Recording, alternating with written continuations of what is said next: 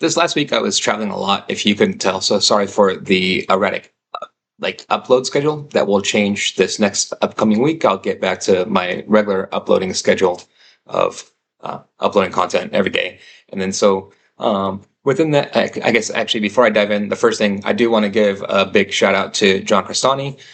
He's given a shout out to my channel, and then so just I want to like my channel is a pittance compared to um, his overall. But I just want to say thank you and shout out to John. And then if you're looking for more like in depth content and really um, everything that you would need around learning all of these things, like very in depth or like lots of subjects in general. That's John's area of expertise overall. And he's been doing it for a lot of years, and he's made a lot of people a lot of money doing it. So just throwing that out there. And then diving into the video here, what I want to talk about specifically today within this is like something that is so to me, I've been talking like more and more about video, like for the last like month or so, every not every like 80% of the conversations that I've had have been centered around video, like from like all different angles, all different aspects.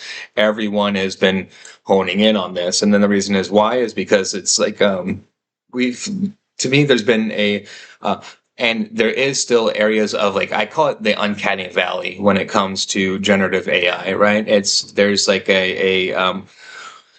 human eye, the human senses overall, they're just very good at detecting like certain elements, certain things. And it's just like if like a detail is off, our eyes are very good, right? Like as this is coming and circling here, I can see like the detail is off in this middle row with this line here, right? This line isn't straight, and it catches my eye, like just like as it was just going through and spinning in the background here like that, right? I just see that middle one is different at certain angles. Like there, it's not 100% straight, except like my eye, it's like the human eyes are just very good at detecting things like that. We're made as predators overall, right? So we detect movement within things and like very like sharp detail changes within object settings and things like that. And then so for a while and for a long time, video has not been there overall. It's been like part of that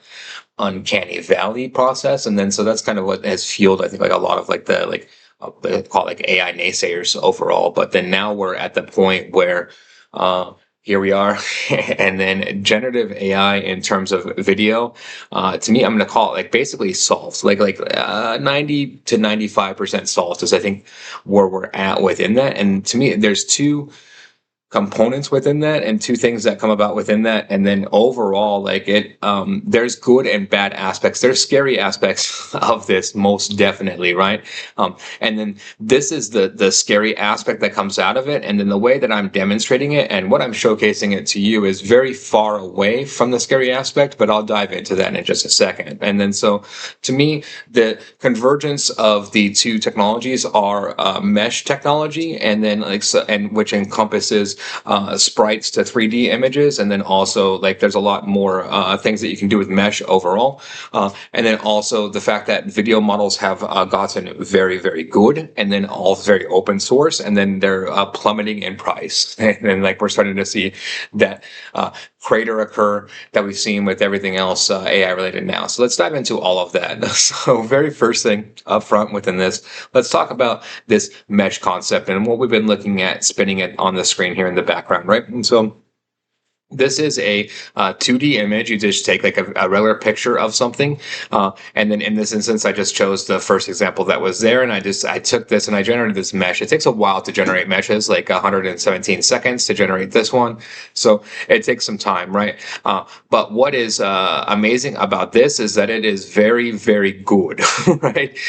And then so what could I do with this mesh? There's basically like two things overall that I could do with this mesh. I could use it for 3D printing. And then so I could utilize it like as a 3D object, or I could put it and utilize it in like a 3D world, a 3D environment. And then so giving you a good example of that and a good, like very good real world snap use case of what exactly could be in the future, very, very near future for technology like this, would be, I was reading like yesterday or today that there's a company, they spent 10 years upscaling Nintendo games. And like, so they have an engine now that can upscale Nintendo games from like their original graphics to like 3D image, like what we're looking at here, right?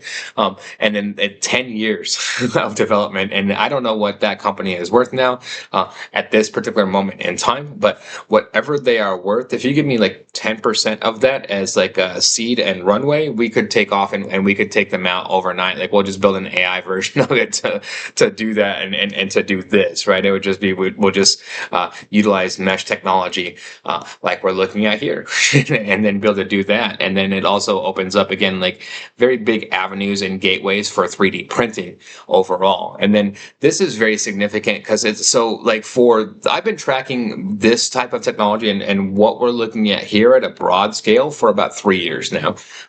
And then this is the very first time where it's like, yeah, this is 3D printable. And then this is good. Like this is very good.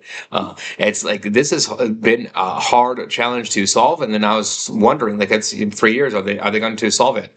And like, here we are. This is, I mean, this is solved overall. And then so getting into the kind of the scary door of this. So what this means, like overall, is that so if mesh generation is solved on this level, then it's like everything that you've seen as far as like being able to overlay video or like overlay video in like real time or like in recorded video is solved too. Like that technology is here today. It could be implemented, and then like those, and then it's already has been implemented. And like you've seen the meshes where it's like, and you can tell generally where it's like, okay, they used like AI to put like overlay the original video. Now you're not gonna be able to tell. That's the difference, right? Like it's like like, did they use AI? I don't know.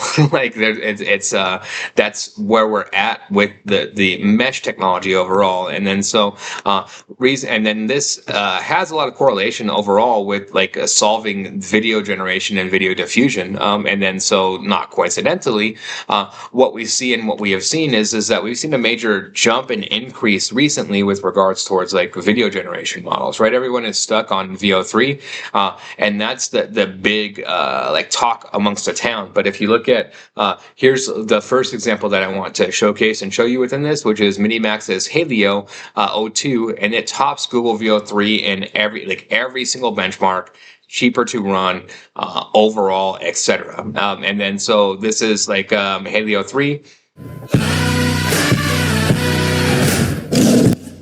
We don't really need the audio there as it runs, but you can see that the quality here is quite good, right?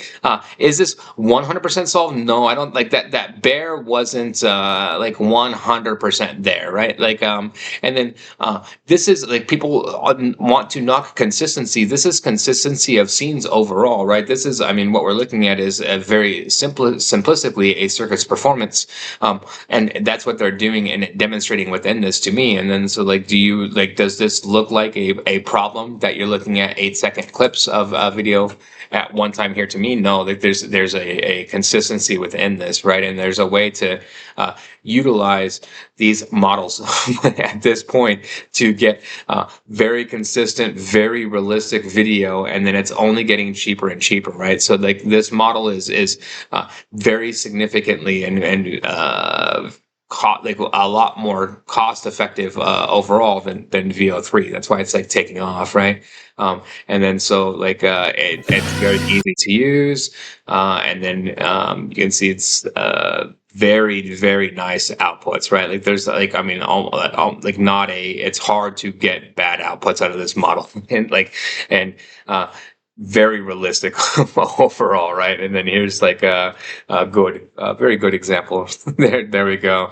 Kind of one like the meme test. It passes there. Yeah, here's a cool one here. And then so overall, like I mean, again, it's we're at the point where it's realistic overall, right? And then you might be thinking to yourself, okay, well then these are good because these are still like closed off, and not a lot of people have access to them, like especially on the back end, right? And then that would be true for these models that we're looking at, like this Helio and Helluo, and then VO3. But when we go into like for example this model that I'm going to showcase here for you, which is Skyreels. Skyreels is an open source model, and so Skyreels represents the very best that you can get in regards towards open source technology right now. And they have a 14B version and a 1.3B version. And then so the 1.3B version is very significant overall, because what that means is that you could run this Skyreels in something like Comfy UI, something that we're looking at here. You would just go to like Comfy UI,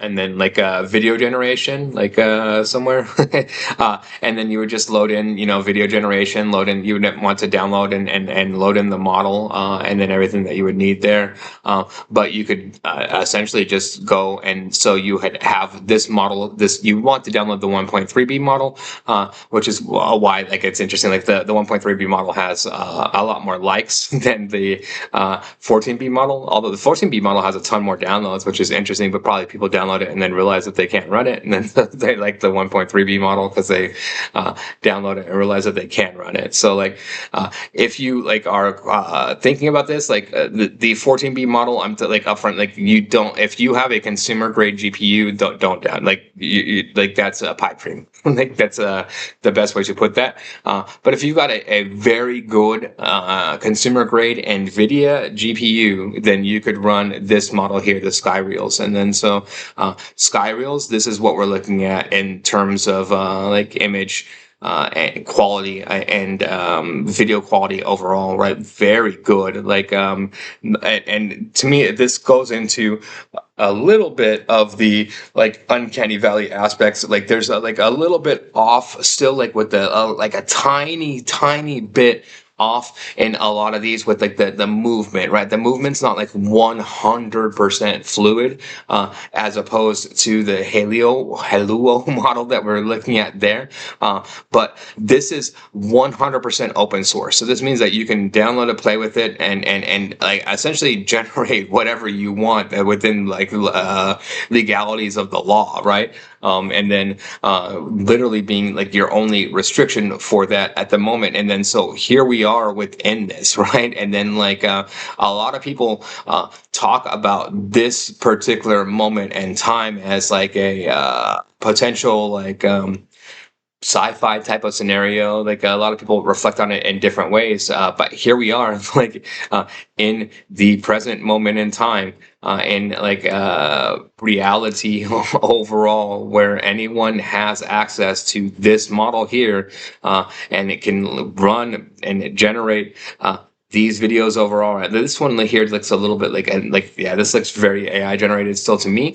But like at this point, essentially what we're looking at and what they're kind of showcasing here, and you get about like 80 to 90% of like very good outputs, like Hollywood quality, movie quality outputs on the open source model here. And then so again, like this could be anything. And then so at the point where this is open source and then these weights are open source, like you can train and control this model and do like I mean literally anything with the model that you would want to do from there within these things. And then so again, this technology exists today now, right? Like I see a lot of people like, and it's like still like the narrative, like like a lot of people, even people that are like pro this technology are still like, they still think that this timeline is like 6 to 9 months out, right? Like we are here today now, like this is it in the moment. And then so just showcasing